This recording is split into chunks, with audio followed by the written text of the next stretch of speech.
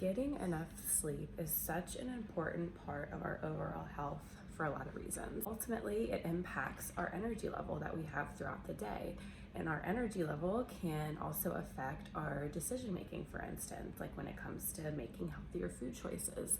If we are tired and sleepy, we might be more likely to make a poor food choice just because we don't feel like putting the effort into something that's going to take maybe a little more time or planning.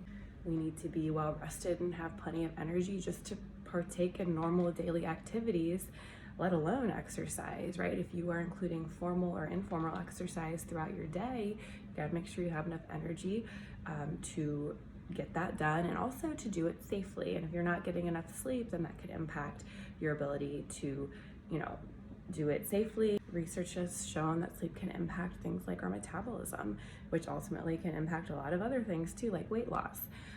When our body is resting and recovering, that's also a time when it's building muscle, if that's something that you're working on in your exercise programming. So all that said, sleep is a very important and sometimes underestimated part of our overall health and wellness. So I'm gonna share just 3 simple tips for making sure that you're getting enough sleep and that it's quality sleep. The first 2 tips have to do with your preparation for getting ready for bed.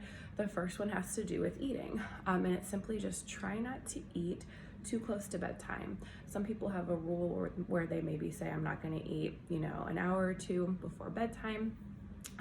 Because really, if you're winding down for bed, your body doesn't need an energy source that close to bedtime anyway.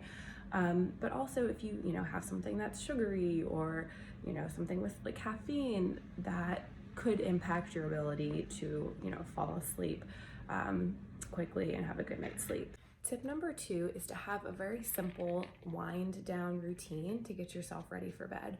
So maybe it'll take you 15 minutes, 20 minutes, 30 minutes, depends on what you want to do personally, but just something that's going to get your mind and your body relaxed so that you are prepared to go to sleep.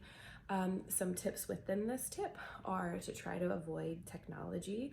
I know it's tempting to sit in your bed and scroll on your phone, but that just continues to stimulate your mind. So put the technology aside. Maybe think about doing something else as part of your wind down routine, like reading a book that's going to help to relax you. Maybe you do some light stretching. Maybe you do a meditation or a full body scan just in your mind to help prepare, like I said, your mind and your body for that good night's rest ahead. Tip number 3 is to try to keep your room as dark as possible. I know this can be a hard one for people that like to fall asleep with the TV on or maybe have other lights and things around, but keeping the room as dark as possible is going to help you to just have a deeper sleep and not risk any of those other distractions disrupting your sleep through the night.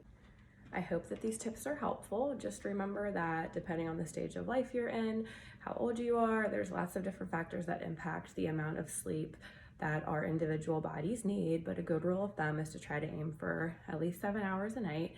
And just remember that sleep is an important part of our health journey for a lot of the reasons I already went over in the beginning of this video, but I hope that these tips are helpful for you.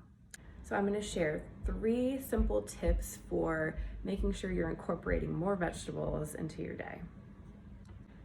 Tip number 1 is to try to have at least 1 serving, if not more, with every single meal. Now I know you're probably thinking, I can't have vegetables for breakfast, but you guys, it's actually a lot easier than you think it is.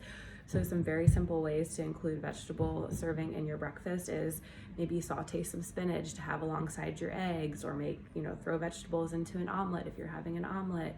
Maybe you're drinking a healthy smoothie. You can really easily blend some greens in there and you usually can't even taste them half the time.